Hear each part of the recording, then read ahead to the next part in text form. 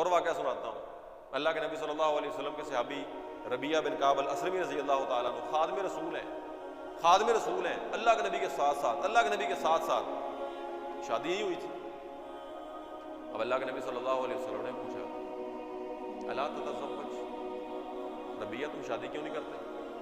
میں کہا یا رسول اللہ بس مجھے طلب ہی نہیں ہے، مجھے ضرورت ہی نہیں ہے. اور ساتھ یہ بات بھی کہہ دیتے تھے کہ اللہ کے نبی میرے پاس اتنے پیسے نہیں ہیں کہ میں اپنی بیوی کو دے سکوں.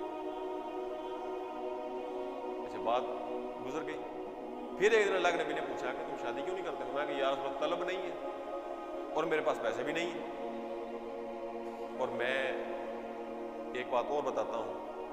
کہنے لگے یا رسول اللہ شادی اس لیے نہیں کرتا کہ شادی کروا کے میں اپنے بیوی بچوں میں مصروف ہو جاؤں گا، آپ کے پاس وقت کم گزرے گا. میری یہ خواہش ہے کہ بیوی بچے ہوں ہی نہ، میں آپ کے پاس ہی بیٹھا رہوں، میں آپ کے پاس ہی بیٹھا رہوں. اتنی محبت تھی سرکار دو عالم صلی اللہ علیہ وسلم سے کہ میں تہاڈے کول ہی بیٹھا رہا، میں اس لیے شادی نہیں کرواتا.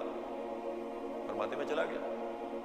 تیسری بار میں نے سوچا کہ اگر اللہ کے نبی نے اب پوچھا نا شادی کا تو میں نے ہاں کر دینی، کیونکہ اللہ کے نبی سے زیادہ بڑھ کے تیری مصلحت کو اور بھلائی کو کون جانتا ہے. تیسری بار اللہ کے نبی نے پھر پوچھا شادی کیوں نہیں کرواتے؟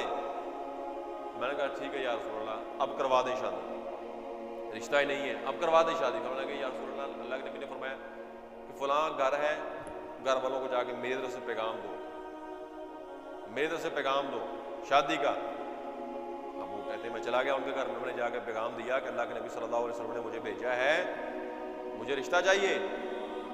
وہ اتنا خوش ہوئے، کہنے لگے کہ ہم تو اللہ کے نبی کے بھیجے ہوئے بندے کو کبھی خالی ہاتھ واپس نہیں لوٹا سکتے. اپنی بیٹی دے دی، رشتہ کر دیا، رشتہ کر دیا. انہوں نے حق مہر دیا ہی نہیں، انہوں نے حق مہر مانگا بھی نہیں، انہوں نے حق مہر مانگا بھی نہیں. اور یہاں پہ ہم ڈیمانڈیں کر کر کے حق مہر مانگتے ہیں اور بچی کو طلاق دیتے ہیں، بچیوں کو چھوڑ دیتے ہیں، ان کو ذلیل کرتے ہیں، ان کو رسوا کرتے ہیں، ان کے والدین کو پوری برادری کے سامنے، پورے خاندان کے سامنے بے عزت کر کے رکھ دیتے ہیں. حق مہر کے معاملے میں خود مانگ لیتے ہیں. انہوں نے حق مہر مانگا بھی نہیں، میں نے دیا بھی نہیں، میرے پاس تھا ہی کچھ نہیں.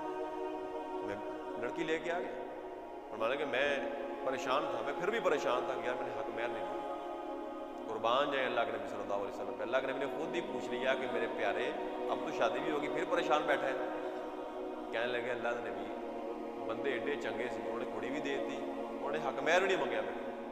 لیکن اب مجھے خیال آ رہا ہے کہ مجھے حق مہر دینا چاہیے تھا. اللہ کے نبی نے اپنے ایک صحابی بریدہ بن حصیب الاسلمی کو حکم دیا، اور میرے صحابی اٹھو تو اپنے بیلی دی مدد کرو، اپنے یار دی مدد کرو، اپنے بھائی واسطے حق مہر کا انتظام کرو. وہ کہتے ہیں ہم سب نے ملا جلا کے کھجور کی گٹھلی کے وزن کے برابر سونا اکٹھا کیا. انہوں نے وہ سونا لیا اور سونا جا کے لڑکی کے گھر والوں کو دے دیا.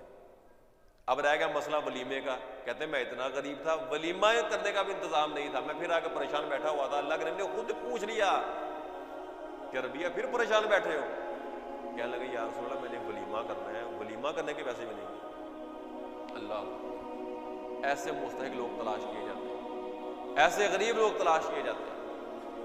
اللہ کے نبی ولیمہ کر رہے ہیں، ولیمے کے پیسے بھی نہیں ہیں. فرمایا بریدہ تاڑے ویر دا ہونا ولیمہ ہونا رہ گیا، یہ بھی انتظام کرو. کہنے لگے میرے ساتھیوں نے، دوستوں نے مل کے مجھے ایک بڑی زبردست موٹی تازی ایک بکری لے دی. میں بکری لے کے اللہ کے نبی کے پاس گیا. اب روٹی کا مسئلہ آ گیا، آٹا نہیں ہے. اللہ کے نبی نے جا ہوں ساڑھے گھر چلے، جا ہوں ساڑھے گھر چلا، جا کے اپنی ماں عائشہ کو کہا رضی اللہ تعالیٰ عنہا، جا کے ان سے کہو گے روٹی پکانے کے لیے آٹا دے دیں. عائشہ رضی اللہ تعالیٰ عنہا فرماتی ہیں کہ میرے گھر میں ایک بڑا سا برتن پڑا ہوا تھا، اس میں 9 سا آٹا تھا، 20 کلو آٹا تھا، 20-25 کلو. اس کے علاوہ کوئی آٹا نہیں تھا. میں نے سارا آٹا اٹھا کے اس کو دے دیا. کہہ لگے پھر ہم نے روٹی پکائی، گوشت پکایا، میرا ولیمہ ہو.